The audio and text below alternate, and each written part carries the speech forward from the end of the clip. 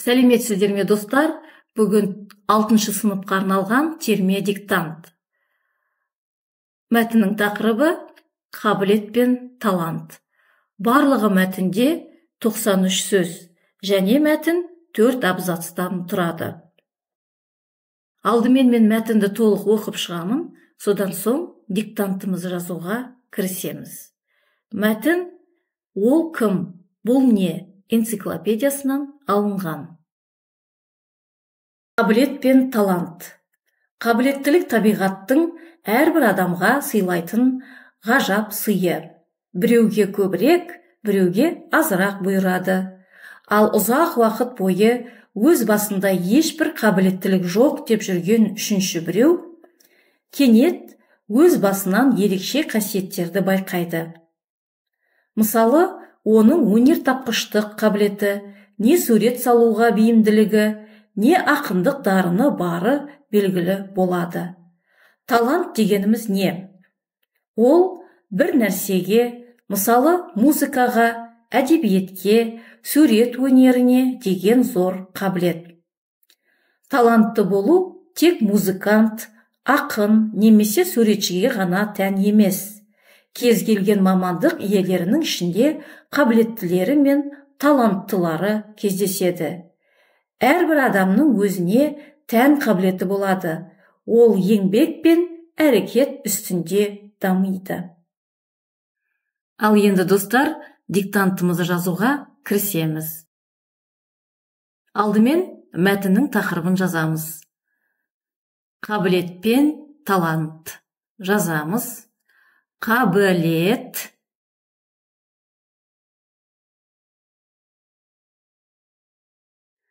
пен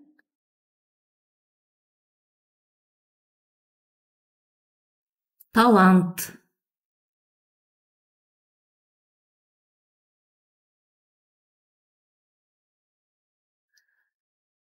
Қабілет пен талант. Бірінші сөйлем азат жолдан бастап жазамыз. Әуелі мен сөйлемді оқып шығамын, содан соң барып жазамыз. Қабілеттілік табиғаттың әрбір адамға сыйлайтын ғажап сыйы. Жазамыз.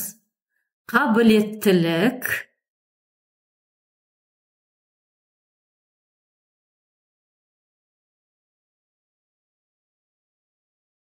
табиғаттың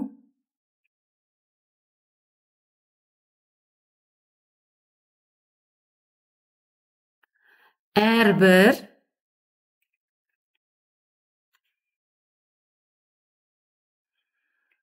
адамға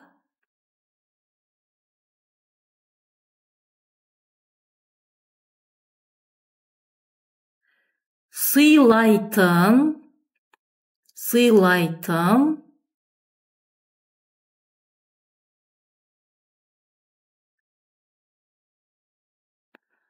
ғажап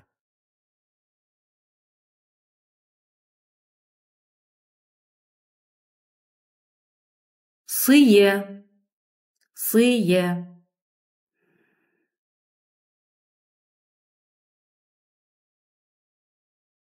Сөйлемді тексереміз. Қабілеттілік табиғаттың әрбір адамға сыйлайтын ғажап сыйы. Келесі сөйлем. Біреуге көбірек, біреуге азырақ бұйырады. Жазамыз. Біреуге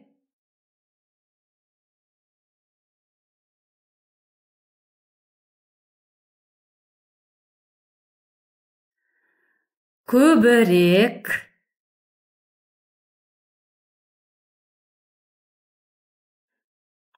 біреуге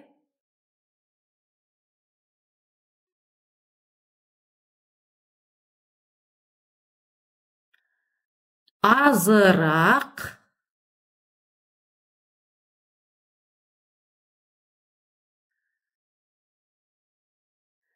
бұйырады.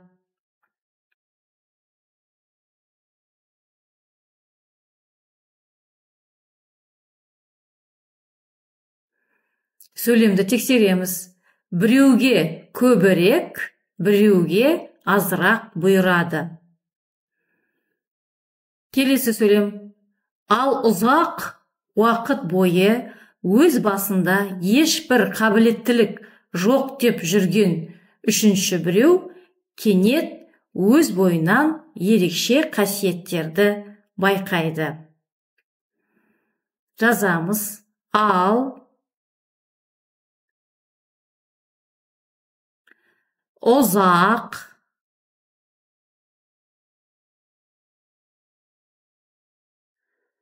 уақыт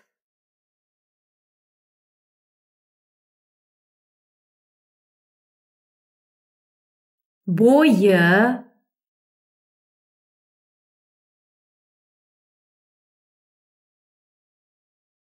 өз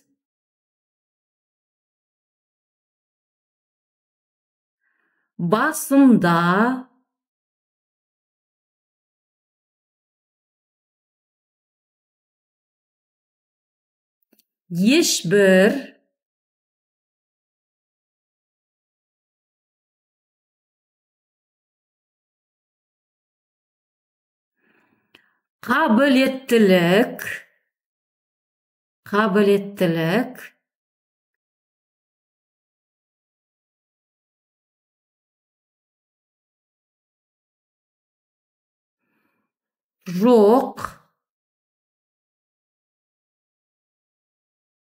ешбір қабілеттілік жоқ деп жүрген үшінші біреу кенет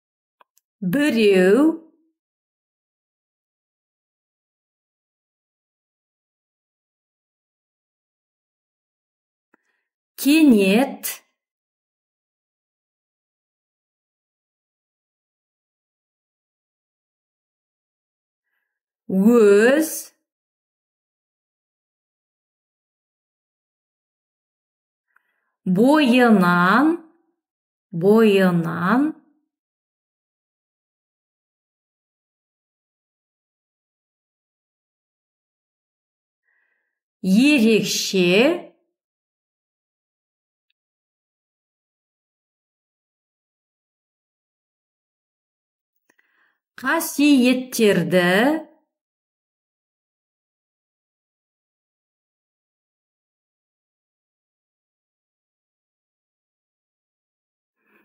байқайды.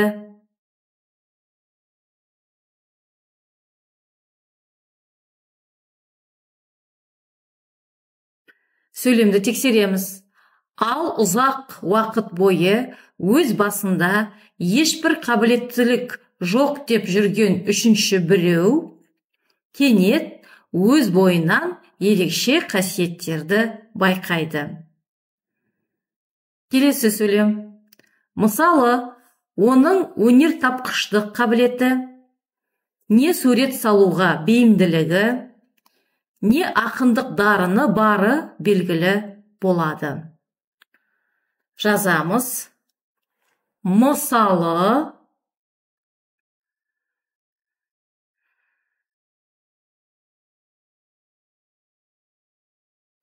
оның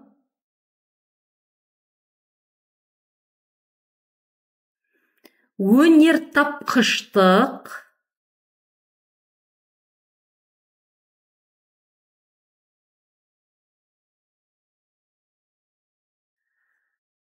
қабілеті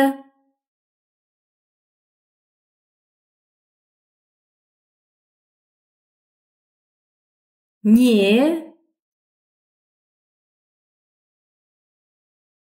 сурет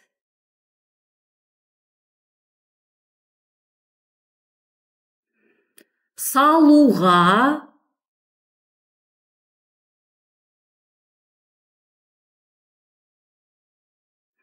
бейімділігі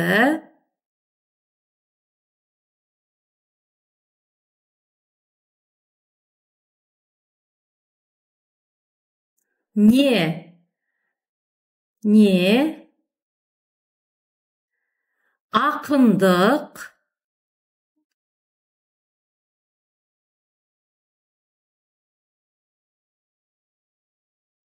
Дарыны.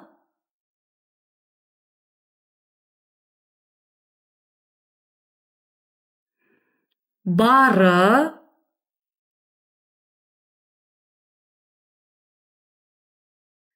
Белгілі.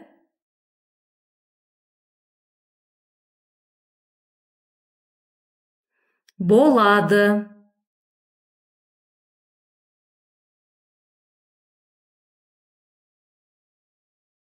Сөйлемді тексереміз. Мысалы, оның өнертапқыштық қабілеті, не сурет салуға бейімділігі, не ақындық дарыны бары белгілі болады. Келесі сөйлем азат жолдан бастап жазылады. Талант дегеніміз не? Жазамыз. Талант.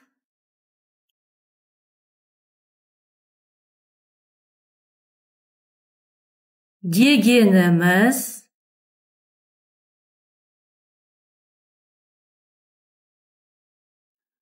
не? Сөйлемді тексереміз. Талант дегеніміз не? Келесі сөйлем. Ол бір нәрсеге, мысалы музыкаға, әдебиетке, сурет өнеріне деген зор қабілет. Жазамыз. Ол бір нәрсеге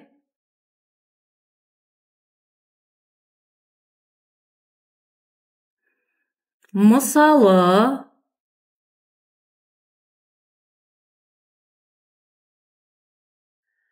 музыкаға,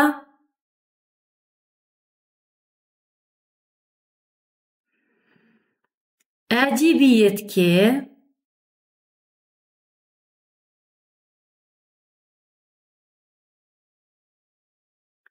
сурет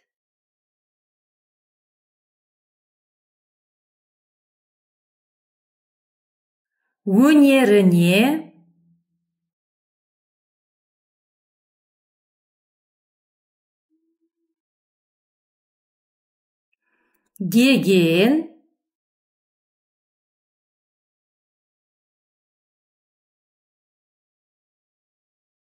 зор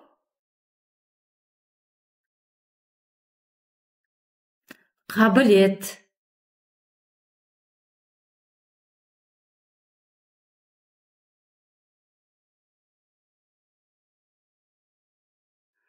Сөйлемді тексереміз.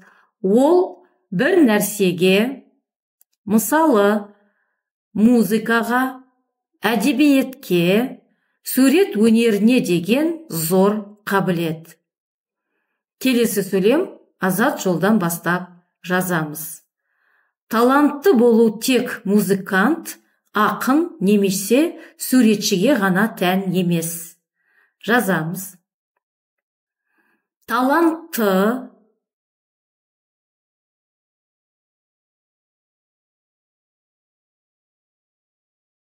болу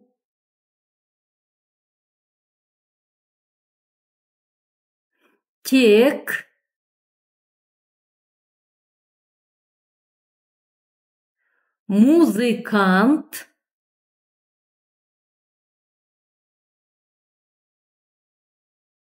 ақын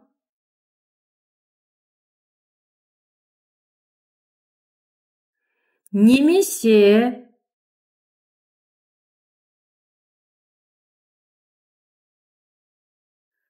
суретшіге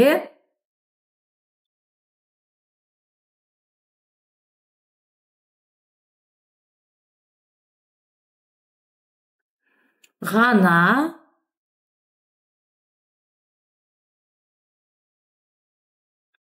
тән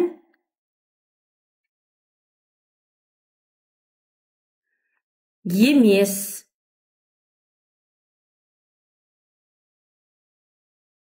сөйлемді тексереміз. Талантты болу тек музыкант, ақын немесе суретшіге ғана тән емес. Келесі сөйлем. Кез келген мамандық иелерінің ішінде қабілеттілері мен таланттылары кездеседі. Жазамыз. Кез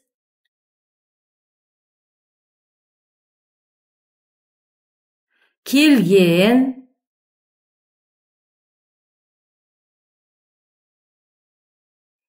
мамандық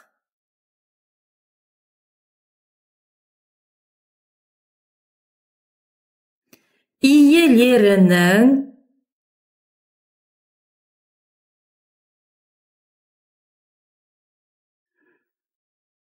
ішінде қабілеттілері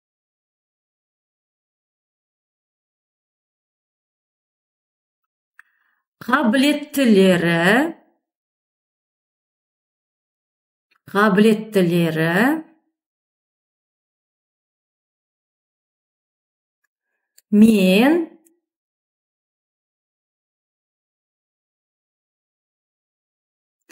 таланттылары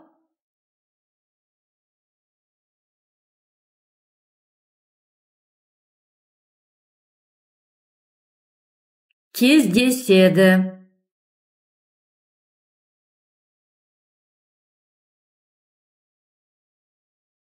Сөйлемді тексереміз. Кез келген мамандық иелерінің ішінде қабілеттілері мен таланттылары кездеседі. Келесі соңғы абзац азат жолдан бастап жазамыз. Әрбір адамның өзіне тән қабілетті болады. Жазамыз. Әрбір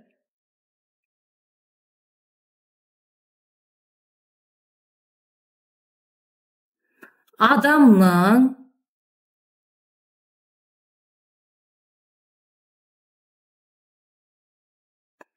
өзіне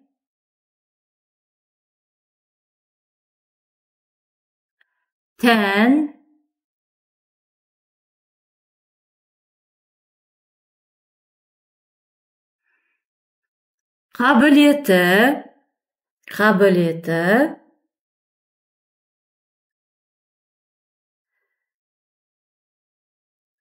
болады.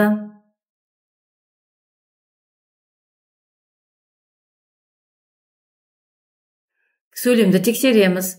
Әрбір адамның өзіне тән қабілеті болады. Келесі сөйлем, соңғы сөйлем. Ол еңбек пен әрекет үстінде дамиды. Жазамыз. Ол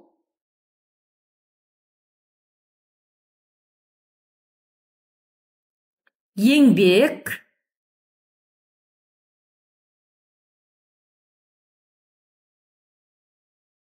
пен әрекет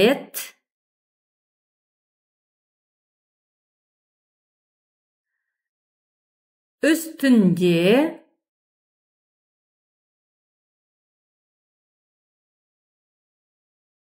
дамиды.